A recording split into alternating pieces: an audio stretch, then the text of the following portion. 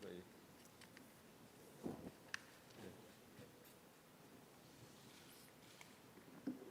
Bismillahirrahmanirrahim. Assalamualaikum warahmatullahi wabarakatuh. Yang saya hormati Bapak Wakil Presiden, Bapak Ibu Menteri yang saya hormati. Kembali kita akan melakukan evaluasi dalam rapat terbatas kali ini yang berkaitan sekali lagi dengan penanganan COVID dan pemulihan ekonomi. Yang pertama, saya ingin mengingatkan kembali kepada Komite Satgas dan seluruh gubernur agar betul-betul bisa mengatur urusan yang berkaitan dengan COVID dan urusan yang berkaitan dengan ekonomi dalam sebuah keseimbangan yang baik. Karena apa? Strategi mengatur keseimbangan rem dan gas ini saya melihat hasilnya mulai kelihatan terutama dalam pengendalian baik COVID maupun ekonomi. Per 22 November,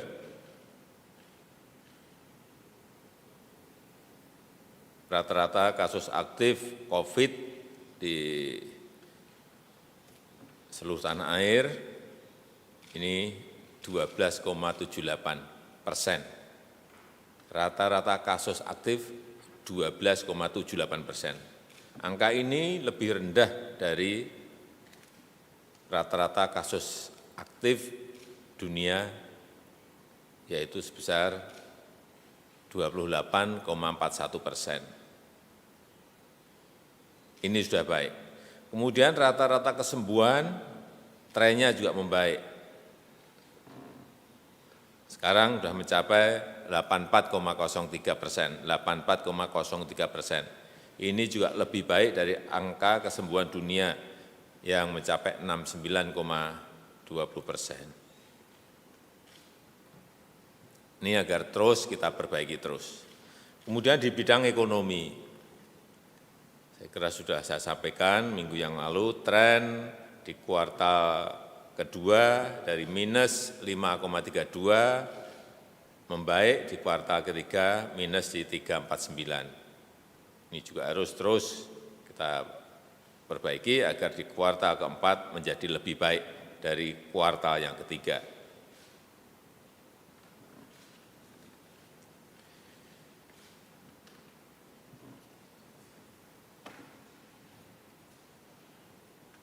Yang kedua, dengan capaian seperti itu, saya minta sekali lagi Komite Satgas, para gubernur untuk tetap waspada. Jadi strategi yang sejak awal kita sampaikan, rem dan gas itu betul-betul diatur betul, jangan sampai kendor dan juga berisiko memunculkan gelombang yang kedua ini yang bisa membuat kita setback, mundur lagi. Karena itu langkah-langkah pencegahan dan intervensi terhadap potensi-potensi kegiatan yang melanggar protokol harus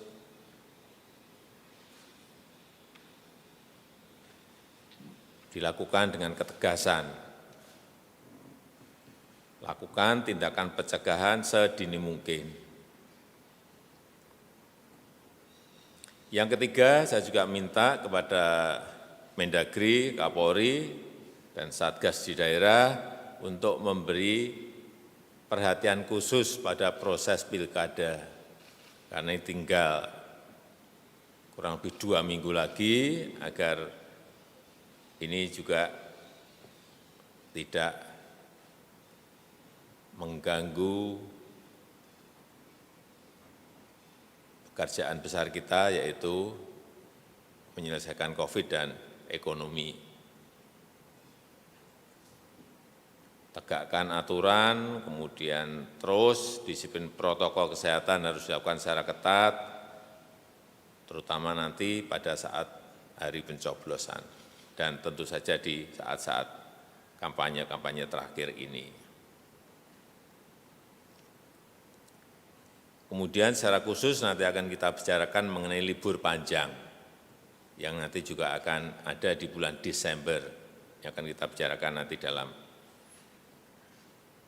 rapat hari ini secara khusus.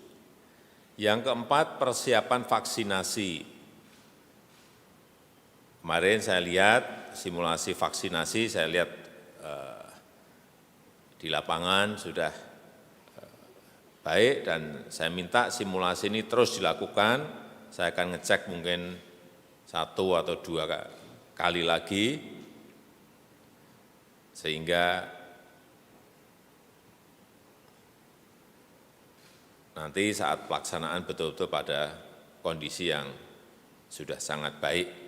Dan yang paling penting menurut saya terus dilihat, dievaluasi mekanisme dan proses distribusi dari vaksin yang menurut saya paling penting agar perjalanan vaksin ke daerah ini bisa berjalan aman dan lancar.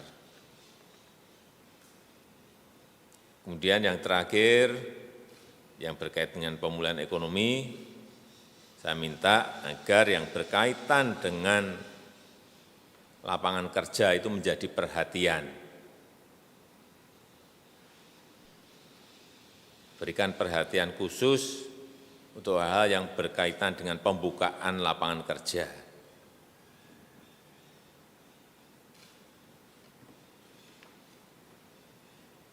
Dan yang paling dibutuhkan saat ini adalah meningkatkan konsumsi rumah tangga dengan mendorong usaha kecil, usaha mikro, usaha menengah, dan besar harus didorong untuk mulai bergerak.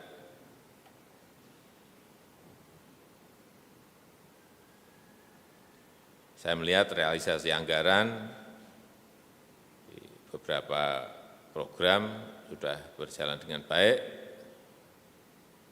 Misalnya untuk subsidi gaji sudah mencapai 82%, banpres produktif untuk pemberian modal, bantuan modal kerja kepada usaha mikro sudah mencapai 79%. Saya kira ini terus didorong agar bisa membantu meningkatkan daya beli masyarakat. Saya rasa itu yang bisa saya sampaikan. Saya nanti akan minta laporan yang pertama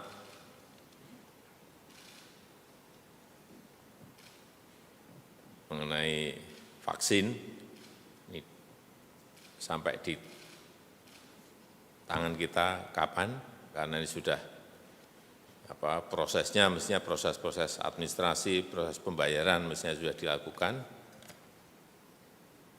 Kemudian kesiapan vaksinasi itu sudah berapa persen, baik yang menyangkut proses distribusi, kemudian persiapan untuk cold chain, sellernya seperti apa, dan proses administrasi menuju ke tahapan-tahapan di BP POM yang berkaitan dengan emergency use of authorization seperti apa. Saya ingin dapatkan laporannya. Saya rasa itu sebagai pengantar. Terima kasih.